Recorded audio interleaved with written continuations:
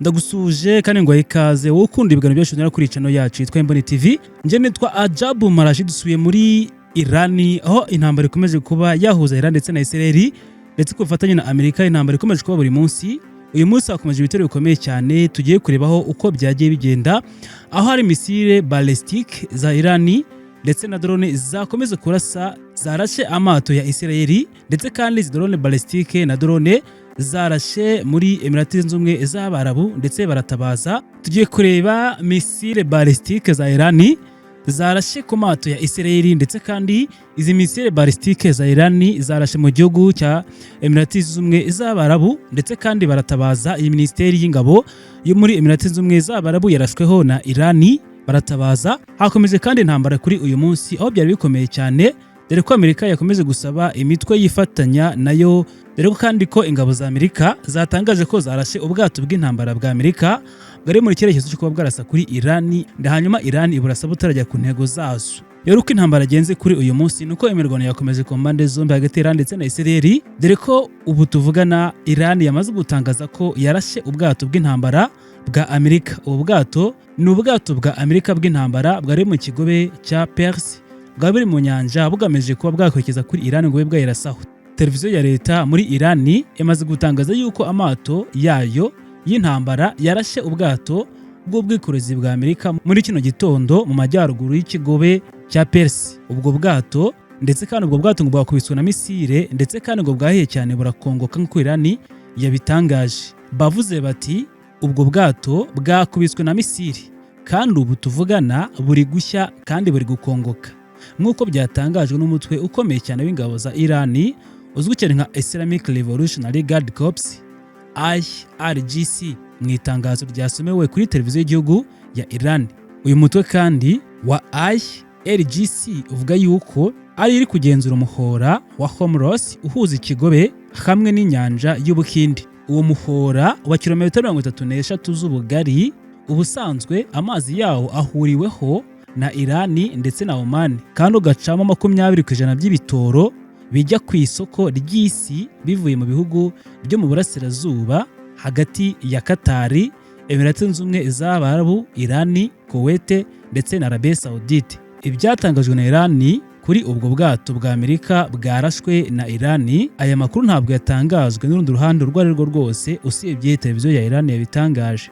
Gusa kare ikigo cy'Ubwongereza cya UK Maritime Trade Organization cyatangaje yuko hari ubwato bw'ubwikorezi bwarasiwe hafi y'umwaro wa Kuwait mu gitondo cyo kuri uyu munsi. Gusa ntago cyatangaje niba ubwo bwato bwarashwe ko ari ubw'intambara bwa Amerika. Icyo kigo kivuga yuko hari amakuru yabumvise guturika gukomeye cyane hafi y'icyambu aho ngaho, maze bakabona ubwato butoya buva aho hantu. Bakomeza bagira bati hari ibitoro byabonetse mu mazi bivuye mu bwato bw'umwikorezi bushobora gutera ikibazo cy'ibidukikije. Bongeraho yuko kugeza ubu ngubu nta muriro uhagaragara uri gucumba werekana ko bwaba bwahiye, kandi yuko abantu bose bari muri ubwo bwato bameze neza nta wagize ikibazo. Ikindi kandi ni uko misile ballistique ndetse na drone 3 za Irani zakubise kuri Emirates Zunze Ubumwe z'Abarabu kuri ministeri yazo. Rero iyi ministeri yarashweho bitewe n'uruhare ishinjwa ngo kurasa muri Iran. Ministeri y'ingabo ya Emirates Zunze Ubumwe z'Abarabu ivuga yuko hifashishijwe ubwirinzi bwo mu kirere igisirikare cyabonye kandi kigashwanyaguriza hejuru misile ballistique 3 ndetse na drone 131, ariko ko misile imwe na drone 3 byarashwe bikagera ku butaka muri icyo gihugu cya Emirates Zunze Ubumwe z'Abarabu. Iyi ministeri kandi ivuga yuko iyi ntambara igitangira igisirikare cyabo cyabashije kubona misile ballistique 196 zarashwe na Iran kuva ku wa gatandatu. Bongeraho yuko kandi babashije kubona no kurasa cruise missiles 8. Misile ballistique ni misile ziraswa zigahagurukana imbaraga nyinshi cyane ndetse zikazamuka mu butumburuke bunini cyane kugira ngo zigere kure mbere yo kumanukira ku ntego zayo.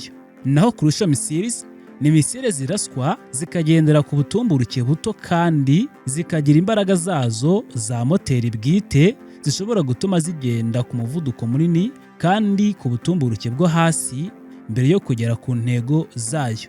Emirati Zunze Ubumwe z'Abarabu zivuga yuko abantu 3 ari bamaze kwicwa n'ibitero bya Iran. Abo bantu ngo bahitanywe n'ibitero ngo n'abaturuka muri Pakistan, Nepal ndetse na Bangladesh.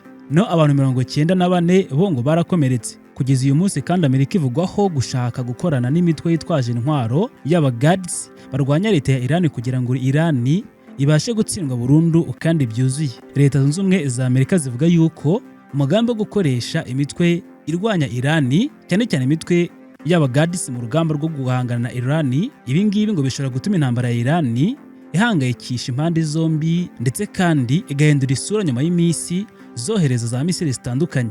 Kuwa kane kwa tariki ya 4/2026 Amerika yatangaje yuko iteganya gutangiza urugamba rwo ku butaka muri Iran kugira ngo yangize burundu ibirindiro byose byayo, ndetse kandi hamya yuko bishobora kwifashishwa mu guhungabanya umutekano w'abaturage bayo n'abo mu bihugu byinshi by'inshuti na Iran.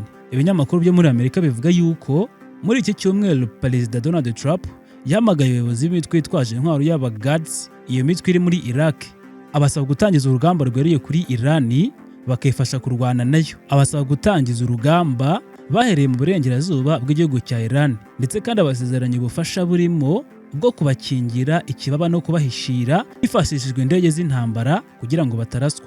The Washington Post ivuga yuko umwe mu bayobozi b'iyo mitwe y'abagadis nabo muri Amerika bahishuye yuko Trump yasabye iyi mitwe guhitamo uruhande yifatanya narwo muri iyi ntambara, haba Amerika, Israel cyangwa se Iran. Umwe mu bayobozi bakuru b'abagadish Democratic Party witwa Masoud Barzani yemeje yuko yamagaye kuri telefone ya Perezida Donald Trump, ariko asobanura yuko Perezida Trump atarambirije ku mitwe ifite imbaraga, ahubwo yuko ashaka umutwe ushyigikiwe cyane na benshi imbere muri Iran. Bivuga yuko ku tariki 3 Werurwe Trump yavuganye na Mustafa Hijar uyobora ishyaka ryitwa PKD rimaze imyaka myinshi rirwanya ubutegetsi bwa Iran. Mu cyumweru gishize ryatangaje yuko ryihuje n'andi mashyaka 5 muri iki gihugu. Umuhango wabereye mu ntara ya Gadish muri Iraq. Naho ku tariki ya 4/2025 ishyaka rya PDKI ryasabye abasirikare bose ba Iran bose, cyane cyane abari mu ntara ya Gadish muri iki gihugu, ko bava mu birindiro byabo bakava aho ngaho, ndetse kandi bagahagarika ubufasha n'ubufatanye bwose bw'iki gihugu bahabwa. Iyo yari integuza yuko bashobora kwinjira mu ntambara byeruye yo guhangana na Iran ku ruhande rwa Amerika. Ubwo Amerika na Israel byatangizaga intambara kuri Iran ku tariki 28/2026, Perezida wa Amerika Donald Trump yasabye abaturage b'iki gihugu cya Iran guhaguruka bakihitiramo ukwiye kuyobora igihugu cya Iran. Icyo gihe abasirikare benshi n'umuyobozi w'ikirenga Ayatollah Ali Khamenei bibarishwe. Ku tariki ya 4 Werurwe umuvugizi w'ibiro bya Perezida wa Amerika Caroline Leavitt yemereye abanyamakuru ko Trump yavuganye n'abayobozi b'itwe yitwaje intwaro y'abagadis, ariko ko icyo basabye iyo mitwe ari ukudatera ibirindiro by'ingabo za Amerika biri mu majyaruguru y'igihugu cya Iraq. Caroline yagize ati, Perezida Donald Trump yavuganye n'abagadis kugira ngo bubahe ibigo bya gisirikare byacu biri mu majyaruguru y'igihugu cya Iraq, ariko kandi amakuru avuga yuko Perezida Donald Trump yemeye uwo mugambi ni ibinyoma gusa, ngo ntabwo byabaye. Ayo makuru ntakwiye kwandikwa. Minisiteri ishinzwe ubutegetsi muri Iran yatangaje ko ku tariki ya 5 Werurwe ingabo za Iran zagabye ibitero ku mitwe y'abagadis ngo bagerageje kwinjira mu gihugu. Abo barashwe ngo nabare bagerageje kwinjira mu gihugu banyuze ku mipaka y'uburengerazuba nta ruhushya bahawe, kandi ngo benshi muri abo barapfuye.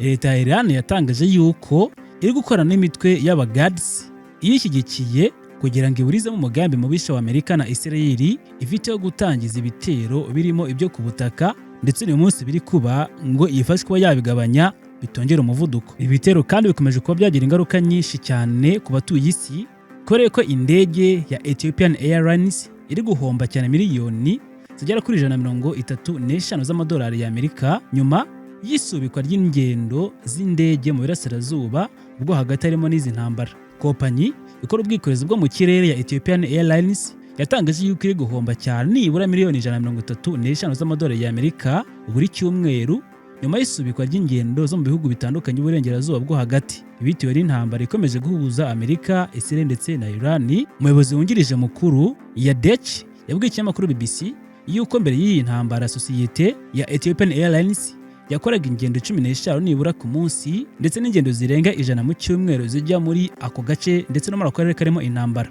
Iyi ndege ngo yabaga itwaye nibura abagenzi bari hagati y'ibihumbi 40 ndetse no 45. Yagize ati mu by'imari biratugera ingaruka zikomeye cyane. Ku mpuzangendo dukora duhomba nibura miliyoni 135 z'amadolari buri cyumweru. Nyuma y'itangira ry'intambara, Ethiopian Airlines yahagaritse ingendo zijya Iman, Beirut, Bahrain, Tel Aviv, Doha, Kuwait, Dubai, Abu Dhabi ndetse n'andi hatandukanye kugeza igihe kitazwi.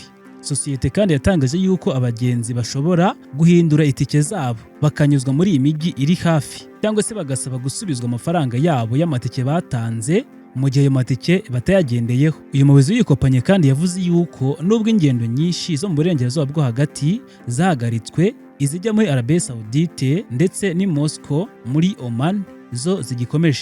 Mu magambo yarasobanuye ati twahagaritse gukora ahantu hari ikibazo gikomeye cyane.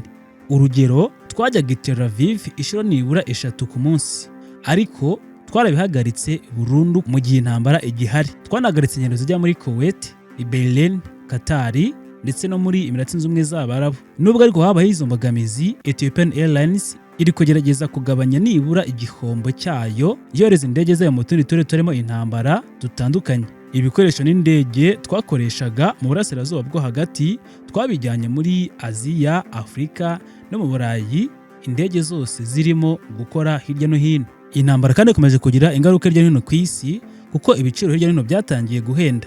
Mu karere ka Afurika y'Iburasirazuba dutuye natwe mu Rwanda, nuko peteroli bituruka muri bino bihugu birimo intambara hari bigera kuri 15% bigera muri Afurika y'Iburasirazuba. Bivuze ngo naho ingaruka z'intambara zikomeje kuba zahagera umunsi ku munsi. Ikindi kandi nuko hagaragaye umwotsi mwinshi cyane uzamuka mu kirere hejuru mu mujyi wa Tehran, muhoni mu gihugu cya Iran, nyuma y'ibitero bikomeye cyane byakomeje kuvuga kuri uyu munsi, aho Iran yakomeje kugaba ibindi bitero byinshi cyane bikomeye cyane by'intwaro ziremereye za muzinda ndetse n'indege zikomeye cyane zarashwe kuri uyu munsi, aho abantu benshi bongeye kubwirizwa kujya mu bwihisho bakajya mu ndake zabo, kuko muri kino gihugu abantu benshi babwiwe yuko bagomba gucukura indake bakajya mu bwihisho, kuko hari ibyuma bishinzwe kuvuza ubuduha bikamenyesha ko hari ikidasanzwe, bityo yuko bakwiye kujya mu bwihisho bagasohoka mu gihe bahawe amabwiriza. No muri Israel niko bimeze, abenshi bafite indake, hakaba kandi ibyuma byinshi birangura hirya no hino bimenyesha abantu yuko bakwiye kujya mu ndake bakihisha bitewe n'uko hari ikidasanzwe, cyane cyane kwirinda urugamba n'ibitero, bakinda yuko abaturage benshi bagwa muri izi ntambara mu buryo